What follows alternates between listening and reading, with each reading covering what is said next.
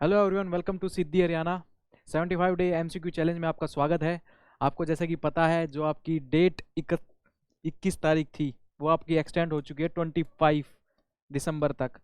Means जो भाई बहन अपने फॉर्म नहीं फिल कर पाए हैं किसी भी रीज़न से, या जिनको लग रहा था यार अब दोबारा मौका मिलता तो मैं तैयारी कर सकता था, तो आपको मौका भी दे रहे हैं।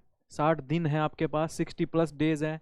और आपको एचपीएससी ने ही मौका दे दिया है कि आप 25 तारीख तक अपना फॉर्म फिल कर सकते हो। तो आप फॉर्म फिल कीजिए अपना। अब टाइम से फॉर्म फिल कर लेना याद से, ठीक है। संडे को बैठ के आराम से कर लेना, मंडे तक है वैसे, बट संडे को अपना फॉर्म फिल कर लेना, ठीक है। और लगभग 60+ डेज हैं, तो अभी भी आप क्रैश कोर्स ज्वाइन कर सकते हैं। ईजिली आपका सिलेबस कवर हो जाएगा। सिलेबस कवर की चिंता मत करो, बस मल्टीपल टाइम आपको रिवीजन करना है, ये चीज़ याद रखिएगा, ठीक है। जैसे ही आप रिवीजन करते रहेंगे तो आपको कॉन्फिडेंस भी बिल्डअप होता रहेगा। टेस्ट सीरीज भी है, टेस्ट सीरीज से आप अपना सब कुछ कर सकते हैं, तो उससे आपको पता लग रहता है कि कैसी तैयारी चल रही है मेरी, ठीक है। चलो अब अपने क्वेश्चन डिस्कस करते हैं। तो फर्स्ट क्वेश्चन क्या है? In India the separation of the judiciary from the executive, judiciary of executive का अपने सेपरेशन है अपने इंडिया में, तो किस में मेंशन है अपने कॉन्स्टिट्यूशन में? देखा the preamble of the constitution, ऐसा कुछ बात हुई है कॉन्स्टिट्यूशन में? नहीं। Then directive principle state policy, मतलब डीपीएसपी में है कोई ये प्रावधान? एंड द सेवन शेड्यूल, अब आपको ये पता होना चाहिए सेवन शेड्यूल क्या है, पता है? Any gas? सेवन शेड्यूल किससे रिलेटेड है आपका? ठीक है, लिस्ट से है, ठीक है। लिस्ट्स आपकी union list, state list and आपकी कंकरेंट लिस्ट से। देन कन्वेंशनल प्रैक्टिस नहीं, तो आपका किससे रिलेटेड है आंसर? आंसर इसका क्या रहेगा? बी। कौन सा आर्टिकल आएगा? आर्टिकल 50। आपको ही पता है डीपीएसपी आपकी 3 पार्ट में डिवाइडेड है ना? सोशल, आपका गांधीयन एंड आपका लिबरल, राइट। चलो ये आप देखिए, पार्ट 4 में अपना कॉन्स्टिट्यूशन में है article 36 to 51 deals with the DPSPs, the chapter of the DPSP state policy. Article 50 क्या कहता है? mentioned the separation of the judiciary from the executive, separation of judiciary from the executive. Done. This article comes under the liberal intellectual principle, liberal intellectual principle तो हमने पीछे कराई था, 3 part में divide किया था ना, सोशल, गांधीयन एंड आपका लिबरल, ठीक है। चलो तो आपको पता चल गया आर्टिकल 50। अब आप मानोगे नहीं, आपका यूपीएससी का क्वेश्चन था, तो ये आपका यूपीएससी का क्वेश्चन था। डन। तो ऐसे क्वेश्चंस करना जरूरी है आपके लिए। ये आपके पॉलिटी चल रही है अभी, ठीक है। अब सब्जेक्ट वाइज चलेंगे, ठीक है, बीच बीच में आपके हरियाणा के क्वेश्चंस भी रखेंगे हम।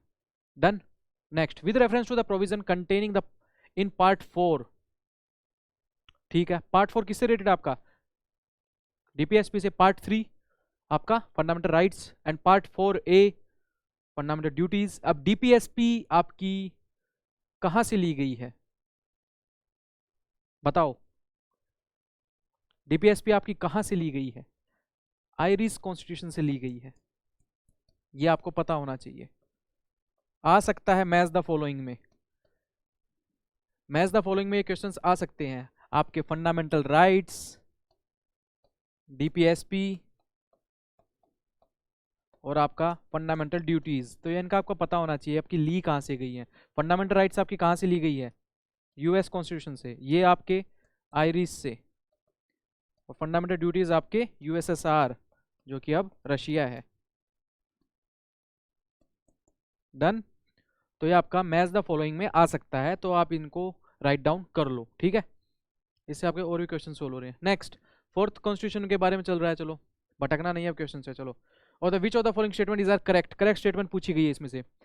दे shall be enforceable by the court, they shall not be enforceable by any court, the principle laid down in this part influence the making of laws by the state. तो ये बात सही है, ये वाली बात सही है। एनफोर्सेबल बाय द कोर्ट नहीं है, एंड सेकंड भी सही है, तो 2 और 3 इसके सही स्टेटमेंट हो जाती है, तो इसका ऑप्शन हो जाता है डी, ठीक है। Non justiciable in the nature, DPSP are not legally enforceable, ठीक है। स्टेट आपकी क्या बोल रही है? State should keep in mind while formulating the policies and enacting laws. Done. चलो, कंसिडर द फॉलोइंग स्टेटमेंट्स बनानी है। A bill amending the constitution requires a prior recommendation of president. तो क्या कोई ऐसा प्रावधान है कि प्रेसिडेंट से पहले पूछा जाएगा? नहीं, ऐसा कोई प्रावधान नहीं है। हम डायरेक्ट कॉन्स्टिट्यूशन अमेंडमेंट कर सकते हैं, मतलब अमेंडमेंट के लिए प्रायर रिकमेंडेशन लेने की जरूरत नहीं है। तो ये स्टेटमेंट आपकी गलत हो गई। तो फर्स्ट स्टेटमेंट जैसे ही गलत होती है, मैं यूपीएससी के अकॉर्डिंग करता हूँ, तो आंसर तो मेरा आ चुका है, बट बाकी स्टेटमेंट तो मुझे पता होनी चाहिए ना। तो then when a constitution amendment bill is presented to the president of India, it is obligatory for the president of India to give his her assent। तो ये बात सही है। आई थिंक ये आपका 24th कॉन्स्टिट्यूशन अमेंडमेंट एक्ट में है ये, ठीक है। Then a constitution amendment bill must be passed by both the Lok Sabha and the Rajya Sabha by special majority. कौन सी मेजोरिटी होती है आपकी? 2/3। 368 article constitution amendment act, 2/3 majority, special majority, ठीक है। There is no provision for the joint sitting. बिल्कुल सही बात है, कोई ज्वाइंट सिटिंग का प्रावधान नहीं है in the constitution amendment bill में, ठीक है। चलो, सारा वही है, प्रेसिडेंट की कोई रिक्वायरमेंट नहीं है, बिल्कुल सही। 24th कॉन्स्टिट्यूशन अमेंडमेंट में बोला गया है, आर्टिकल 368 में क्या बताया गया है? स्पेशल मेजोरिटी रहेगी by the 2/3 majority. Special majority बोलते हैं डिसएग्रीमेंट होता है तो ज्वाइंट सिटिंग का कोई प्रावधान नहीं है, ठीक है, नो प्रोविजन। डन। चलो next, which of the following are not necessary the consequences of proclamation of president rule in a state। तो क्या नेसेसरी नहीं है? which of the following are not necessarily the consequence of the proclamation of president rule। आपको president rule पता है, state emergency बोलते हैं इसको, ठीक है, और क्या बोलते हैं? कॉन्स्टिट्यूशनल इमरजेंसी, ठीक है। तो इसमें क्या कह रहा है? Dissolution of the state legislative assembly, okay. Removal of the council of minister in the state, तो ये तो रिजोल्यूशन आपका रिमूवल तो होता ही है। डिसोल्यूशन ऑफ लोकल बॉडीज, तो डिसोल्यूशन ऑफ लोकल बॉडीज का तो कोई है ही नहीं चांस, ठीक है। तो थर्ड तो गलत हो गया आपका, ठीक है, डिसोल्यूशन ऑफ लोकल बॉडीज तो नहीं होती है। डन। रिमूवल ऑफ द आपका रिमूवल इसका होता है, ठीक है, ठीक है, ये होता है। डन। डिसोल्यूशन नहीं होता है, एक तरह से काउंसिल ऑफ मिनिस्टर्स को हटाया जाता है। तो आपका कौन कौन सा हो जाएगा? 1 और 3, इसका ऑप्शन बी हो जाएगा। प्रोक्लेमेशन प्रेसिडेंट रूल, जिसको बोलते हैं स्टेट इमरजेंसी भी, कॉन्स्टिट्यूशन इमरजेंसी भी, आर्टिकल 356, जिसमें क्या बोलता है? प्रेसिडेंट को अथॉरिटी दी जाती है क्या, कि वो अगर कॉन्स्टिट्यूशन के प्रोविजन से नहीं चल रहा है अगर स्टेट, तो उसमें क्या करेंगे हम? काउंसिल ऑफ मिनिस्टर्स को हटा देंगे। Impose in state the president dismisses, क्या कर देता है? काउंसिल ऑफ मिनिस्टर्स को, headed by the chief minister। then no mention of the dissolution। done हो गया। चलो next, a parliamentary system of government is one in which all political parties in the parliament are represented in the government is responsible to the parliament and can be removed by it, ठीक है। तो ये एक तरह से आपके election से related है और आपके पार्लियामेंट्री सिस्टम के बारे में बताया गया है, तो पार्लियामेंट्री सिस्टम का आपका आंसर हो जाएगा बी, ठीक है। The government is elected by the people and can be removed by them, them नहीं है, रिमूव्ड बाय देम थोड़ी ना होता है, हम इलेक्टेड कर सकते हैं अपने लोगों को, ठीक है। The government is chosen by the parliament but can not be removed, तो ये भी नहीं हो सकता, फिक्स टेन्योर वाली बात ही नहीं है। ऑल पॉलिटिकल पार्टीज, तो ये नहीं होता, इसका आंसर बी रहेगा आपका। A parliamentary system of government is one in which the executive accountable to the electorate through a legislature which in turn is periodically elected by the electorates। done। तो आपका इसका आंसर क्या हो जाएगा? B. चलो next, consider the following statement, the executive power of the union of India is vested in PM. ऐसा है? किसके होती है? प्रेसिडेंट के हाथ में होती है, एग्जीक्यूटिव हेड होता है। जैसे ही आपको पता है कॉन्स्टिट्यूशन जो है आपका, इसमें आपका एक लेजिस्लेचर होता है, इसका हेड कौन होता है? आपका पीएम। डन। देन आपका एग्जीक्यूटिव होता है, इसका हेड कौन होता है? आपका प्रेसिडेंट। देन आपका जुडिशरी, सबसे ऊपर कौन सी रहती है? आपका supreme court, chief justice of India, supreme court हो गया है, ठीक है। तो एक कॉन्स्टिट्यूशन आपका 3 में डिवाइडेड है, तो ये आपका फर्स्ट स्टेटमेंट होगी गलत। The prime minister is an ex officio chairman of the civil service board, नहीं, सेक्रेटरी होता है शायद, I think cabinet secretary. Done. तो ये इंपॉर्टेंट है आपके लिए, पता होना चाहिए आपको कि आपका जो चेयरमैन है सिविल सर्विस बोर्ड का वो कौन है, कैबिनेट सेक्रेटरी। डन। तो first and second both statement incorrect है, तो इसका डी ऑप्शन हो जाएगा। ना आपका 1 ठीक है, ना आपका 2 ठीक है। ठीक है, इसमें देखिए आर्टिकल 53 के अकॉर्डिंग जो एग्जीक्यूटिव पावर है वो प्रेसिडेंट के हाथ में होती है। ठीक है, और cabinet secretary is the top most executive officer and the senior most civil servant of the government of India and he is the ex officio head of civil service board. Okay, तो आपकी both statement गलत हो जाएंगी। Next, which one of the following is associated with the planning in India? Finance commission. भाई ये तो finance commission तो क्या है, आपकी कॉन्स्टिट्यूशनल बॉडी है, प्रेसिडेंट को दिया गया है। कौन सा आर्टिकल, 280। इंपॉर्टेंट, याद कर लो, आपका एचसीएस में आया हुआ पेपर में क्वेश्चन है ये। कौन सा आर्टिकल था, फाइनेंस कमीशन क्या था, ये कॉन्स्टिट्यूशन बॉडीज, इनके आर्टिकल्स क्या क्या हैं, सारे रट लो। रट लो इन द सेंस समझ समझ के रटो।